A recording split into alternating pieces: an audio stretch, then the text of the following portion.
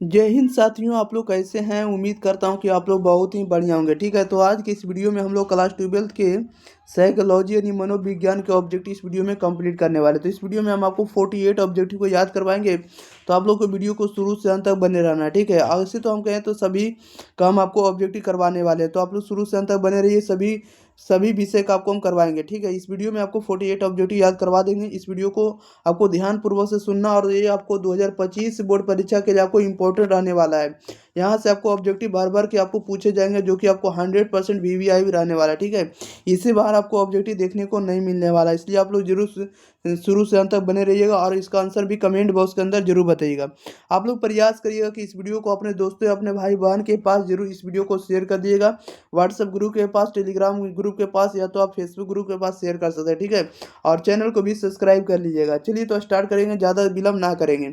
देखिएगा first number question में क्या कर रहा है। फर्स्ट नंबर क्वेश्चन में कह रहा है कि बैंड वैगन प्रभाव किसका एक कारण है, बताइएगा।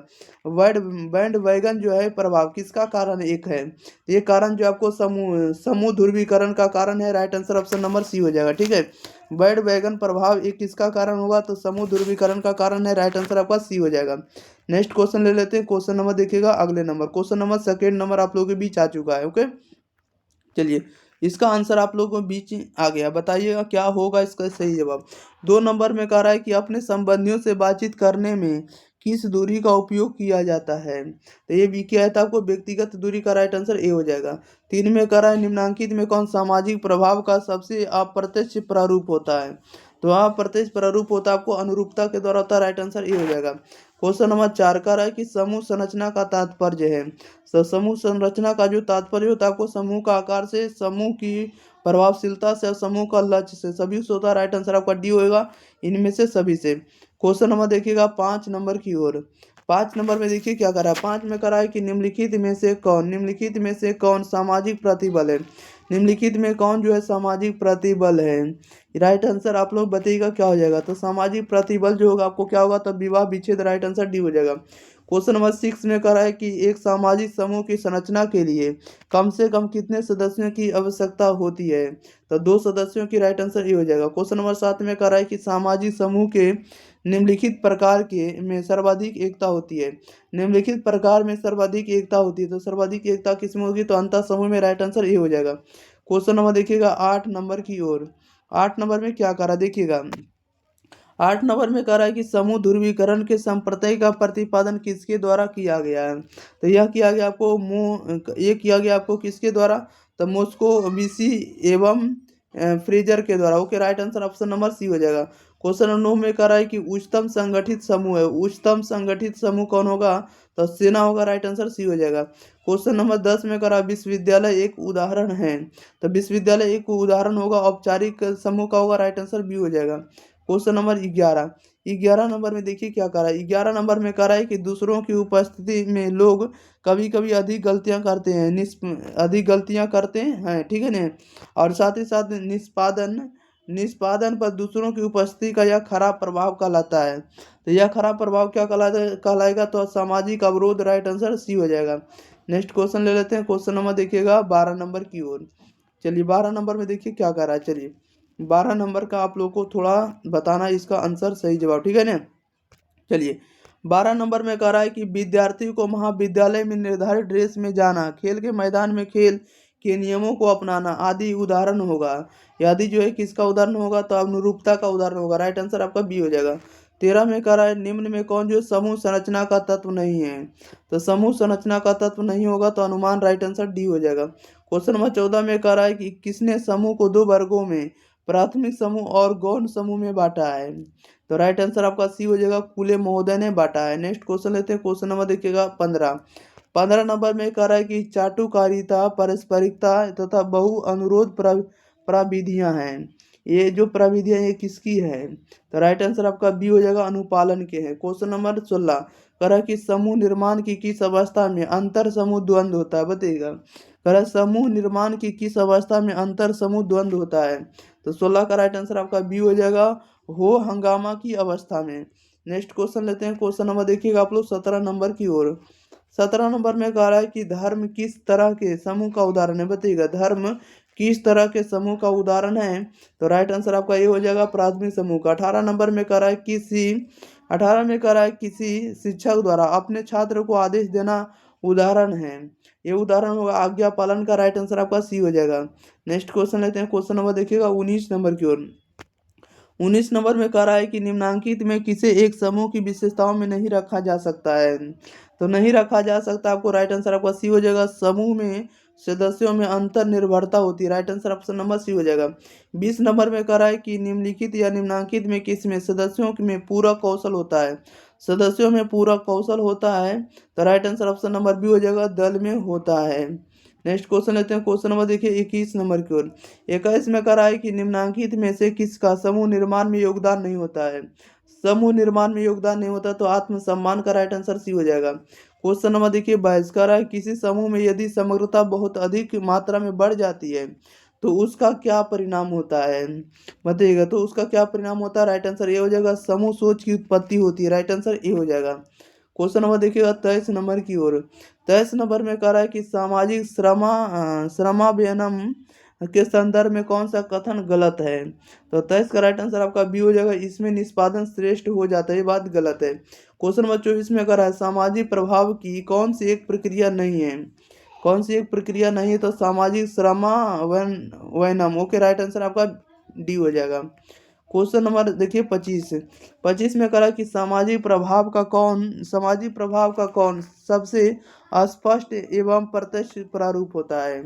राइट आंसर बताइएगा क्या हो जाएगा 25 का। तो राइट आंसर ये हो जाएगा आज्ञा पालन।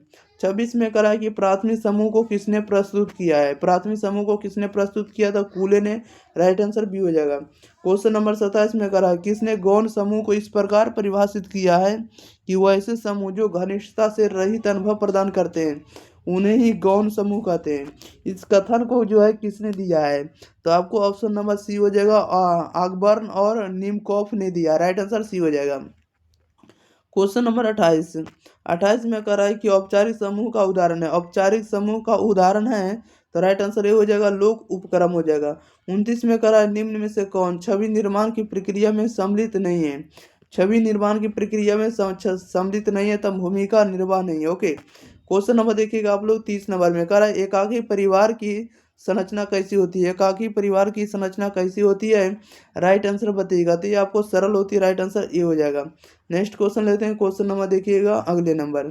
चलिए क्वेश्चन नंबर देखिए 31 नंबर की ओर। 31 नंबर में कह रहा है कि समूह संरचना से किसका संबंध नहीं है? बताइएगा। समूह संरचना से किसका संबंध नहीं है? समूह संरचना से किसका संबंध नहीं है? तो इसमें से किसी का भी नहीं। राइट आंसर डी हो जाएगा। 32 में कह रहा है कि विभिन्न समूहों के बारे में पूर्व कल्पित विचार कहलाता है। तो पूर्व कल्पित विचार को हम लोग क्या कहते हैं? रूढ़ि युक्ति कहेंगे। राइट आंसर आपका ए हो जाएगा। 33 में कह रहा है कि अनुरूपता कैसे उत्पन्न होती है? अनुरूपता कैसे उत्पन्न होती है? तो आपको सूचनात्मक प्रभाव के कारण, सामाजिक मानकों के प्रभाव के कारण, या तो कह सकते हैं कि व्यक्ति की दूसरों द्वारा स्वीकार किए जाने की इच्छा के कारण। सभी के द्वारा। राइट आंसर डी हो जाएगा, इनमें से सभी। क्वेश्चन नंबर देखिएगा 34 नंबर में कह रहा है कि कौन समूह हम समूह कहलाता है? बताइएगा कौन समूह जो है हम समूह कहलाता है? तो राइट आंसर आपका सी हो जाएगा, अंतः समूह। 35 में कह रहा है कि कौन समूह वे समूह कहलाते हैं? बताइएगा कौन समूह वे समूह कहलाते हैं? तब बाह्य समूह। राइट आंसर आपका बी हो जाएगा। नेक्स्ट क्वेश्चन लेते हैं। क्वेश्चन नंबर देखिए 36 नंबर की ओर। 36 में कह रहा है निम्न में से कौन अनुरूपता को प्रभावित करने वाले व्यक्तित्व से संबंधित कारक नहीं है? व्यक्तित्व से संबंधित कारक नहीं है। तो राइट आंसर आपका डी हो जाएगा, सभी होगा। ओके, अन्यात्म सम्मान, आपको अभिप्रेरणा और कार्य से संबंधित कारक, ये सभी जो है आपको अनुरूपता को प्रभावित करने वाले कारक से संबंधित नहीं है। ओके, क्वेश्चन नंबर देखिए 37 में कह रहा है निम्न में से कौन अनुपालन की प्राविधि नहीं है? अनुपालन की प्राविधि नहीं है। तो 37 का जो राइट आंसर होगा ये हो जाएगा, सामाजिक श्रमाभियान होगा। ओके, नेक्स्ट क्वेश्चन लेते हैं। क्वेश्चन नंबर देखिए 38 नंबर की ओर। 38 नंबर में कह रहा है कि जब दो अभिप्रेरकों के बीच संघर्ष होता है तो उसे कहा जाता है। जब दो अभिप्रेरकों के बीच संघर्ष होता है तो उसे हम लोग क्या कहते हैं? तो उसे हम लोग कहते हैं अभिप्रेरकों का संघर्ष। राइट आंसर सी हो जाएगा। 39 में कह रहा है निम्न में से कौन समूह संघर्ष का मनोवैज्ञानिक कारण है? संघर्ष का मनोवैज्ञानिक कारण कौन है? तो आप राइट आंसर आपका डी लगाना है। ध्वंसात्मक प्रवृत्ति, कुंठा और असुरक्षा असुरक्षा प्रभाव या प्रभाव कर सकते हैं। सभी होगा, राइट आंसर डी हो जाएगा। नेक्स्ट क्वेश्चन लेते हैं, क्वेश्चन नंबर देखिए 40 नंबर की ओर। 40 में कह रहा है कि दो व्यक्तियों के समूह को किस समूह के अंतर्गत रखा जा सकता है, बताइएगा। दो व्यक्तियों के समूह को किस समूह के अंतर्गत रखा जा सकता है? तो राइट आंसर ऑप्शन नंबर इसका सी हो जाएगा, प्राथमिक समूह में रखा जा सकता है। 41 में कह रहा है निम्नलिखित में से कौन द्वितीयक समूह है, बताइएगा। निम्नलिखित में कौन जो द्वितीयक समूह है? तो द्वितीय समूह आपको विद्यालय आएगा, राजनीतिक दल आएगा, औद्योगिक संगठन आएगा, सभी आएगा, राइट आंसर डी होगा, इनमें से सभी। नेक्स्ट क्वेश्चन, क्वेश्चन नंबर देखिए 42 नंबर में। 42 में कह रहा है निम्नांकित में से किसमें सदस्यों में पूरक कौशल होता है? पूरक कौशल जो होता है किसमें होता है? तो दल में, राइट आंसर बी हो जाएगा। 43 में कह रहा है कि निम्न में कौन अनुरूपता का निर्धारक है? अनुरूपता का निर्धारक कौन है? तो राइट आंसर इसका डी हो जाएगा, यानी समूह का आकार हो जाएगा, समूह का संगठन हो जाएगा और समूह की शक्ति, ये सभी जो अनुरूपता का निर्धारक होगा। ओके, क्वेश्चन नंबर 44 में कह रहा है कि निम्नांकित में कौन समूह संरचना का तत्व नहीं है? समूह संरचना का तत्व नहीं है तो समूह सोच, राइट आंसर आपका डी हो जाएगा। क्वेश्चन नंबर 45 नंबर में कह रहा है कि किसने समूह का वर्गीकरण प्राथमिक समूह तथा द्वितीयक समूह में किया है? बताइएगा, किसने समूह का वर्गीकरण प्राथमिक समूह एवं द्वितीयक समूह में किया है? तो चार्ल्स कूले ने किया, राइट आंसर डी हो जाएगा। क्वेश्चन नंबर 46 में कह रहा है एक संदर्भ समूह के लिए सर्वाधिक वांछित अवस्था क्या है? एक वांछित अवस्था जो है समूह का प्रभाव होगा, राइट आंसर बी हो जाएगा। क्वेश्चन नंबर 47 कह रहा है कि समूह संघर्ष का कारण कौन नहीं है? समूह संघर्ष का कारण नहीं है तो पुरस्कार संरचना, right answer B, right answer आपका सी हो जाएगा। 48 में कह रहा है निम्न में कौन प्राथमिक समूह का उदाहरण है? प्राथमिक समूह का उदाहरण कौन होगा? तो परिवार। परिवार जो आपको प्राथमिक समूह आता है, द्वितीय समूह में आपको स्कूल आता है, पर पास पड़ोस आता है, ठीक है ना, ये सब आपको क्या है? द्वितीय समूह है। चलिए, तो इस वीडियो में जितना ऑब्जेक्टिव था सभी ऑब्जेक्टिव कंप्लीट कर दिए। इस तरह से आपको सब्जेक्टिव क्वेश्चन पूछे जाएंगे, ठीक है, देख लीजिएगा। चलिए, तो आप लोग एक बार वीडियो को आप लोग अपने भाई बहन के पास शेयर कर दिएगा, ताकि और लोग भी इस चैनल के साथ जुड़कर और एग्जाम की तैयारी बेहतर से कर सके, ठीक है। और साथ ही साथ इस चैनल को आप लोग को सब्सक्राइब भी कर लेना है, ओके। इसी चैनल पर आपको सब्जेक्टिव भी और ऑब्जेक्टिव भी दिया जाएगा। चलिए, तो मिलते हैं हम लोग अगली वीडियो के साथ, तब तक के लिए thank you for watching this video, धन्यवाद।